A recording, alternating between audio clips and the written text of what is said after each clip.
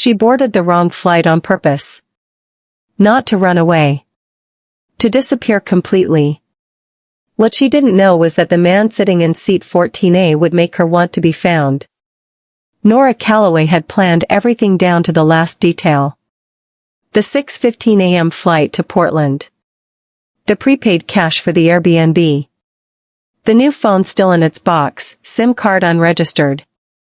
She had even cut her hair the night before, not dramatically, not like the movies, just a quiet trim that changed the shape of her face enough to feel like someone slightly new.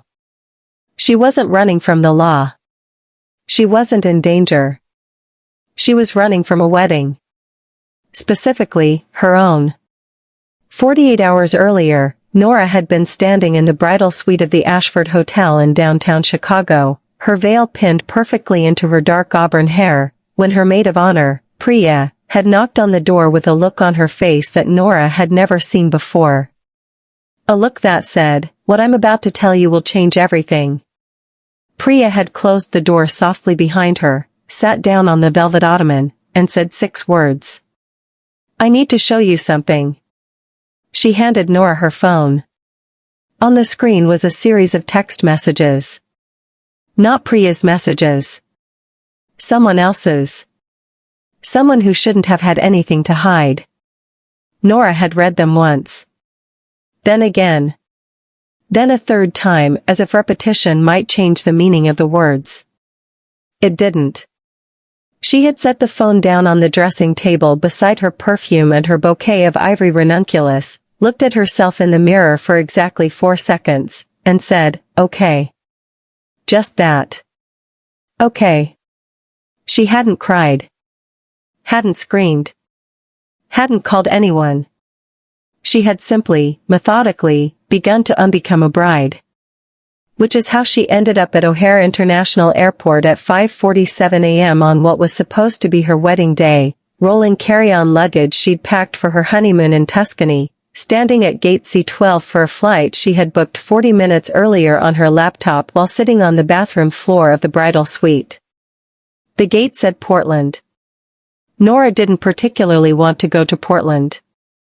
She had booked it because it was the next flight leaving, and because leaving was the only thing that felt survivable right now.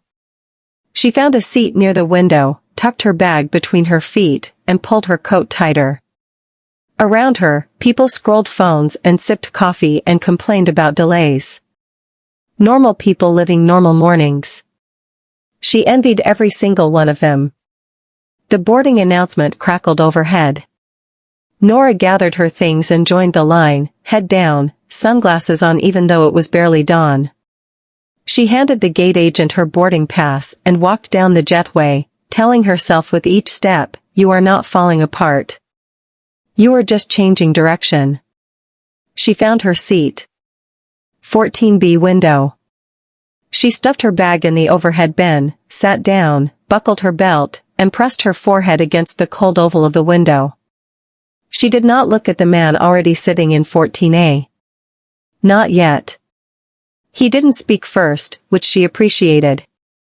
He seemed to understand, the way some people instinctively do, that the woman beside him had not slept, was barely holding herself together, and needed the illusion of being invisible. The plane pushed back from the gate. Nora watched the airport slide away through the window and felt something loosen in her chest, not relief exactly, more like the first exhale after holding your breath underwater for too long. They were somewhere over Wisconsin when he spoke. "You don't have to tell me anything," he said quietly. "But you've been staring at that same page for 45 minutes without turning it." Nora looked down. She was holding a magazine she didn't remember picking up, open to an article about kitchen renovations she had absolutely zero interest in reading. She almost laughed. "Almost. That obvious," she said. "Only because I've done the same thing," he replied. She finally turned to look at him. His name, she would learn, was Caleb Merritt. He was tall even sitting down, she could tell by the way his knees pressed slightly against the seat in front of him. Dark brown hair that needed a cut. A jaw that was too sharp to be called gentle, and eyes the color of strong coffee, quiet and alert in a way that made her feel, unsettlingly, like he was actually listening before she'd even said anything. He was dressed like someone who had also not planned their morning. Dark jeans. A gray Henley pushed up at the forearms. No laptop. No briefcase. Just a worn paperback novel face down on his tray table that looked like it had been read many times before. "What are you running from?" Nora asked, before she could think better of it. He looked at her with an expression she couldn't quite read. Surprise, maybe. Or recognition. "Who says I'm running?" "You said you'd done the same thing." Stared at a page without reading it. He was quiet for a moment. Outside the window, clouds spread endlessly wide in every direction. Then he said, "My company went under 6 weeks ago. I had a meeting in Chicago yesterday to explore what comes next. It didn't go the way I hoped." "So you're going to Portland?" "I'm going somewhere that isn't Chicago," he said simply. Nora considered this. "I booked this flight 40 minutes before boarding. I'm supposed to be getting married today." The words came out before she could stop them. She hadn't planned to say it. She hadn't planned to say anything. But something about the altitude, or the exhaustion, or the way he looked at her without pity, made honesty feel like the path of least resistance. Caleb didn't react the way most people would. He didn't gasp or say "oh my God" or immediately flood her with questions. He just nodded slowly, like he was receiving information he intended to hold carefully. "Are you okay?" he asked. "No," Nora said. "But I think I will be." "That's the right answer," he said. They didn't speak again for a while. But it wasn't uncomfortable silence. It was the kind of silence that forms between two people who have mutually agreed, without words, to simply exist near each other without demanding anything. Nora slept for the last hour of the flight. She hadn't expected to. She hadn't thought sleep was possible. But somewhere over the Cascades, with the hum of the engines and the pale winter light coming through the window, exhaustion finally won. When she woke, the seat beside her was empty. The plane had landed. And on her tray table was a folded napkin with handwriting on it. She stared at it for a moment before unfolding it. 4 lines. Clean, unhurried handwriting. "I hope Portland is good to you. I hope the thing you left behind stays behind. If it doesn't, and sometimes it follows us, the coffee at Alara's on Morrison Street is worth staying for." No name. No number. Just that. Nora folded the napkin and slipped it into her coat pocket. She told herself it meant nothing. She told herself a lot of things that week. The Airbnb was a small craftsman house in the Hawthorne neighborhood, owned by a woman named Bet who left fresh flowers on the kitchen table and a handwritten note welcoming Nora by the name she'd given when booking, Ellie. A name she had chosen randomly and now felt oddly protective of. She was not Nora here. Nora was the woman standing in a bridal suite in Chicago, reading text messages she was never supposed to see. Nora was the woman who had given 5 years to a man named Marcus Webb, who had apparently been giving pieces of himself to someone else for the last 8 months. Ellie was the woman in Portland. Ellie drank coffee on the porch in the cold. Ellie took long walks by the river without her phone. Ellie did not cry, because crying felt like giving the situation a power it didn't deserve. On the 4th day, Nora's feet carried her down Morrison Street without her making any conscious decision to go there. She almost walked past Alara's. She actually did walk past it, got half a block further, stopped on the sidewalk, looked up at the gray November sky, and turned around. The coffee shop was warm and smelled of cardamom and dark roast. Exposed brick walls. Plants on every windowsill. Jazz playing low enough that it felt like a suggestion rather than a soundtrack. She ordered a courte-à-deux, took a seat by the window, and told herself firmly that she was not here because of a napkin. She was here because the coffee was supposed to be worth staying for. She was here 40 minutes before Caleb Merritt walked through the door. He stopped when he saw her. A full stop, like someone had pressed pause. Then a slow smile broke across his face, not smug, not triumphant. Genuinely, quietly surprised. "You came," he said.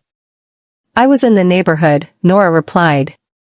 He pulled out the chair across from her without asking. She didn't tell him not to.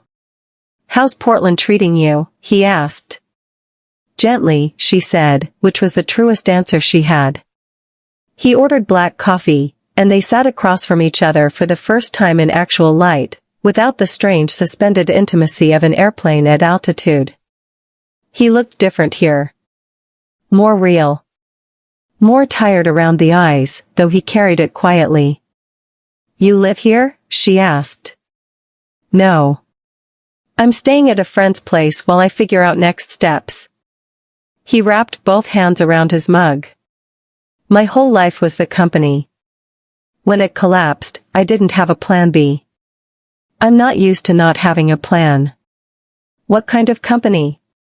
"Sustainable architecture. Modular green build systems for urban affordable housing." Nora looked at him. "That's not a small thing to lose." "No," he agreed. It was not a small thing. They stayed at Alara's for 3 hours. Nora didn't mean to stay that long. She had nowhere to be, technically, but she had been carefully guarding her solitude all week the way you guard a wound, keeping it clean, protected, away from anything that might disturb its healing. Caleb Merritt was, inconveniently, very easy to be around. He didn't try to fix her situation. Didn't offer perspective she hadn't asked for. Didn't treat her running away as something that required his opinion. He just talked to her like she was a complete person, which after a week of feeling like a shattered one, was more generous than he probably knew. They discovered they had both grown up in smaller cities feeling like they were built for something bigger. They had both chosen careers that mattered more than they paid, at least in the beginning. They both, it turned out, loved the same obscure British crime novelist that neither of them had ever met another person who had read. "You're easy to talk to," Nora said, almost accusingly. "You say that like it's suspicious," Caleb replied. "Right now, everything is a little suspicious." He nodded. "Fair enough." The next 8 days were a kind of accidental life. They fell into a loose routine that neither of them named or examined too closely. Morning coffee at Alara's. Long walks through the neighborhoods, Caleb pointing out architectural details in old houses the way other people point out celebrities. Nora telling him about the freelance food styling work she'd built over the years, the career she had quietly allowed to shrink when Marcus had needed her more available, more present, more everything except working. "You gave up clients for him?" Caleb asked one afternoon. They were walking along the Willamette, the river flat and pewter-colored under November clouds. "Not dramatically," Nora said. "I just made different choices. Took fewer travel jobs. Turned down the bigger brands because they required weeks away." She paused. "He never asked me to. He just always seemed a little unsettled when I had to leave. And I chose his comfort over my career, over and over, without ever naming what I was doing." "Until now?" "Until a week ago, standing in a bridal suite, I realized I had made myself smaller for 5 years for a man who was spending those same years making himself larger at my expense." Caleb was quiet for a moment. "Then, what will you do now?" "Take the jobs I turned down," Nora said. "Start over." Correctly this time. On the 9th day, her phone rang. She had turned it back on 3 days earlier, not for Marcus, who had been trying to reach her through Priya and her mother and 2 mutual friends, but because the world does not actually pause for heartbreak and she had work emails that needed attending to. The call was from a number she didn't recognize. She almost didn't answer. She answered. "Nora." Marcus's voice. Calm. Too calm. The voice he used when he was controlling a situation. "We need to talk." "No," she said. "We really don't. You disappeared. You didn't give me a chance to explain." "Marcus." She said his name once, clearly. "I read the messages. There's nothing to explain." A long pause. Then, "It's not what you think it is." "Okay," she said. The same word she had used in the bridal suite. Then she hung up. She sat with the phone in her hand for a moment, then set it face down on the kitchen table. Her hands were completely steady. She had expected the call to undo her. She had been bracing for it, she realized, preparing for the moment his voice would collapse the careful structure she'd been building all week. But it hadn't. She felt something else instead. Something that took her a moment to identify. Relief. Not at being free of him, she had found that relief on the plane. This was different. This was the relief of discovering that she was further from the wreckage than she'd thought. That she had already, quietly, without quite noticing, begun to move on. That night, she met Caleb for dinner at a small Italian place he'd found on a side street. He took one look at her when she walked in and said, "You heard from him." "He called," she said, sitting down. And I hung up." She picked up the menu. "I'd like to order pasta and not talk about Marcus Webb for the rest of the evening if that's all right with you." "Deeply all right with me," Caleb said. By the second week, Nora had stopped counting the days. That was how she knew something had shifted.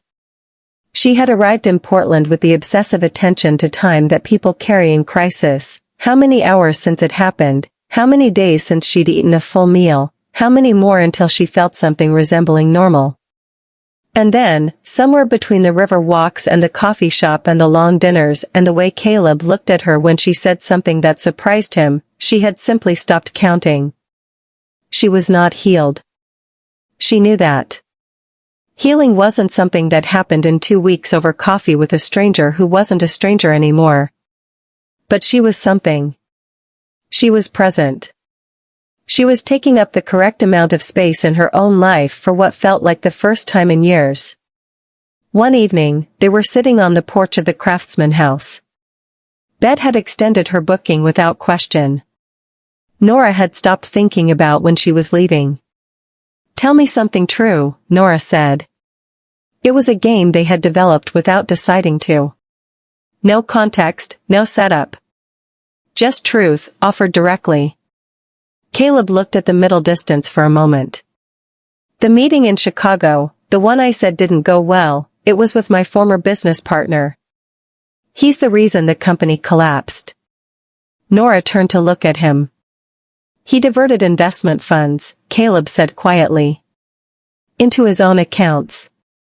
18 months of it, small enough to miss until it was too late. By the time I discovered it, we owed vendors, owed contractors. The company couldn't recover." "Was he prosecuted?" "Investigation is ongoing."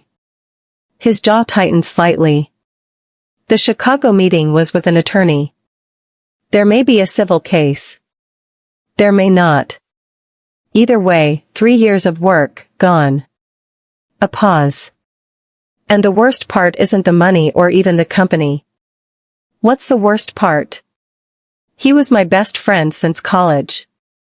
I trusted him completely. Didn't question him once."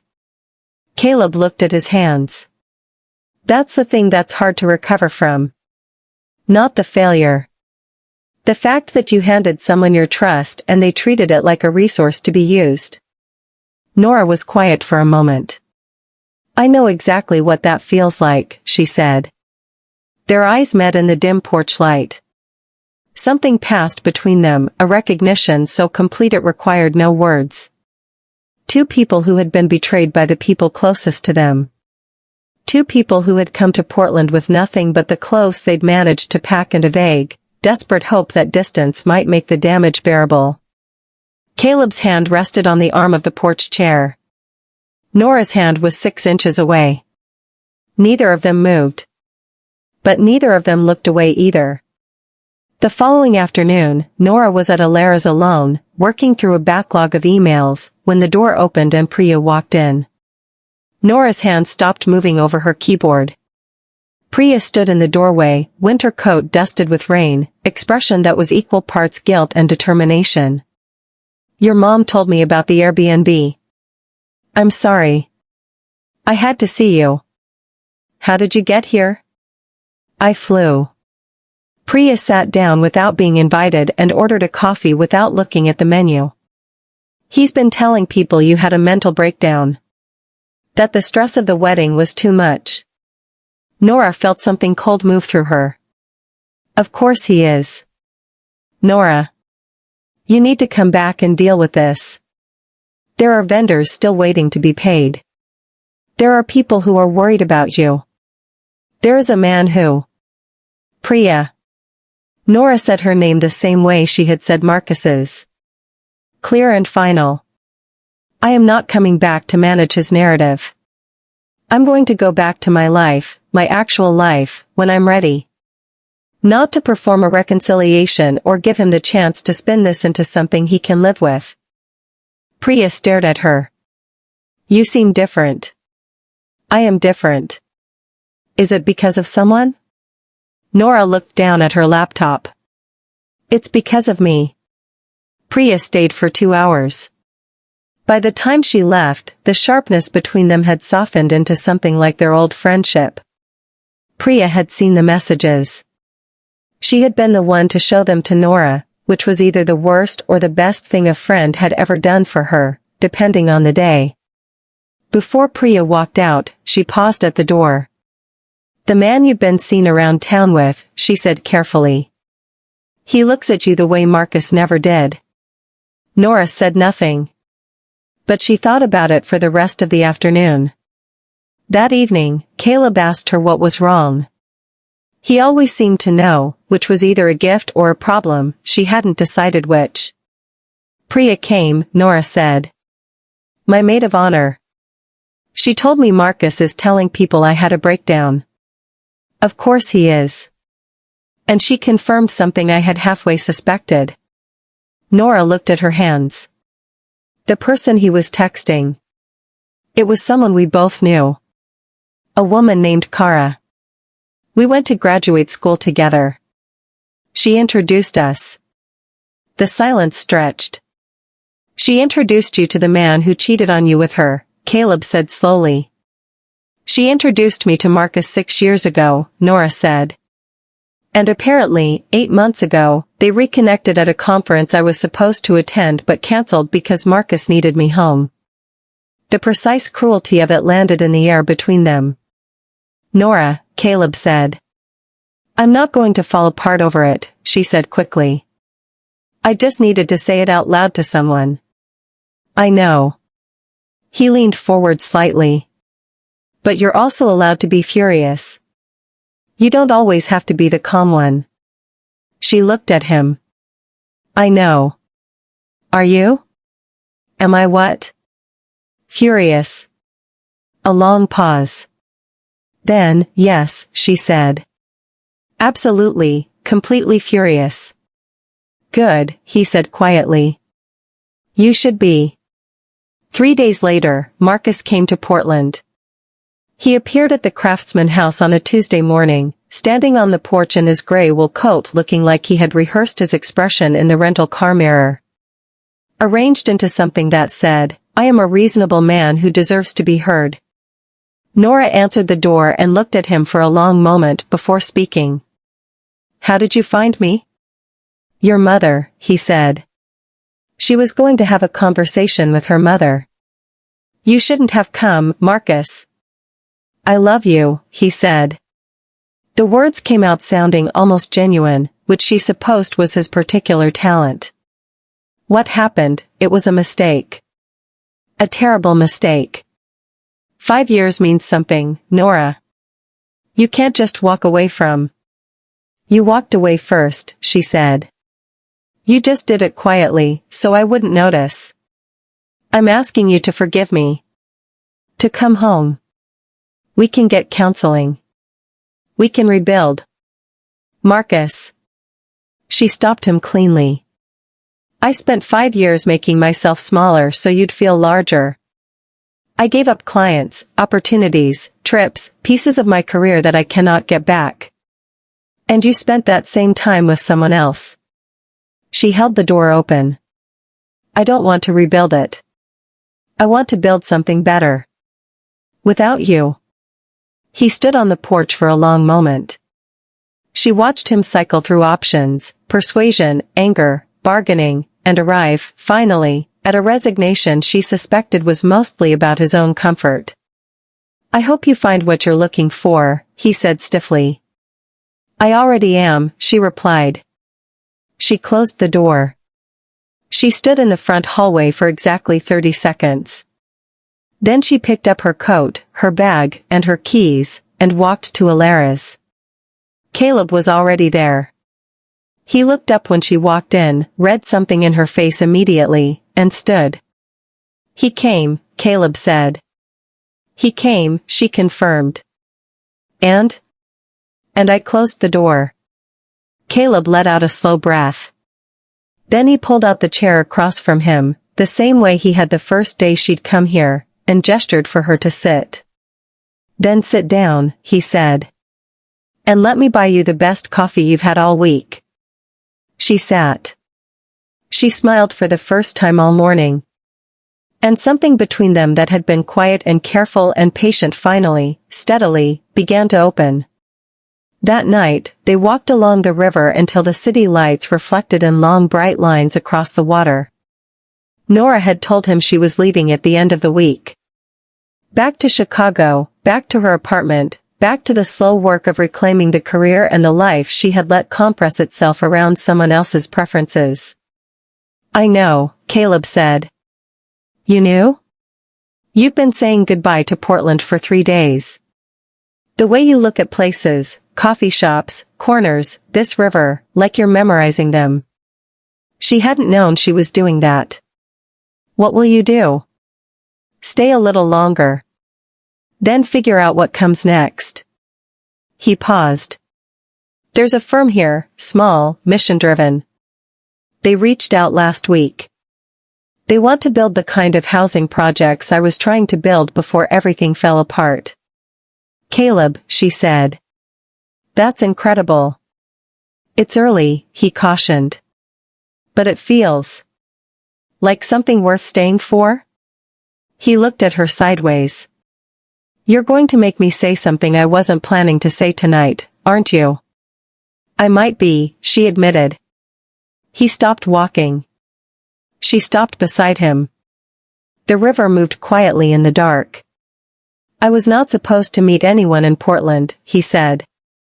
I was supposed to disappear for a while and then crawl back to something resembling a life.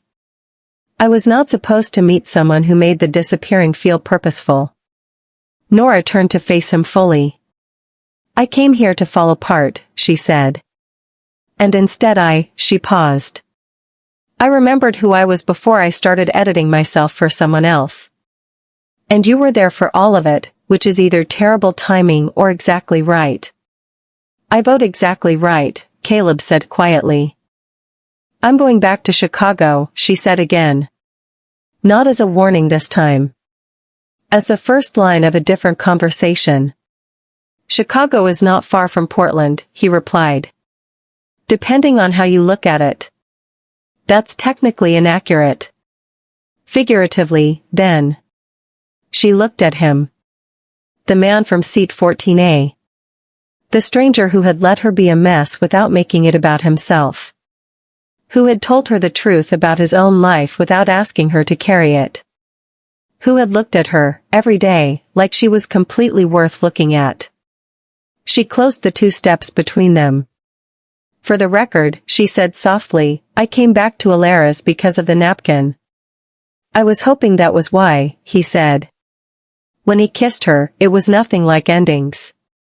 It felt entirely like beginnings, tentative and certain at once, the way all brave things feel. 6 months later, Nora's freelance food styling studio had a waiting list. She had taken every job she'd turned down in the previous 5 years and said yes to all of them. She had shot campaigns in New York, Nashville, and Santa Fe. She had been featured in a trade magazine that quoted her as one of the most exciting independent voices in the field. She had rebuilt so completely and so quickly that even she was surprised, until she realized she wasn't rebuilding at all. She was building. For the first time. Correctly. Her apartment in Chicago had been repainted. New furniture she had chosen entirely for herself, without consulting anyone's preferences. Plants on every windowsill, which she'd never been allowed before because Marcus was allergic. She was standing in her kitchen on a Saturday morning, coffee in hand, when her phone buzzed with a message. Portland is 8 hours warmer than it has any right to be in May. Thinking of you. She smiled before she'd finished reading it. Caleb had taken the position at the sustainable architecture firm in Portland. He was building again, modular housing for a district just south of the city, small scale but significant. He had sent her photographs of the first framework going up, and she had looked at them the same way he looked at her designs, with the specific admiration of someone who understands what it costs to make something beautiful out of raw materials and intention.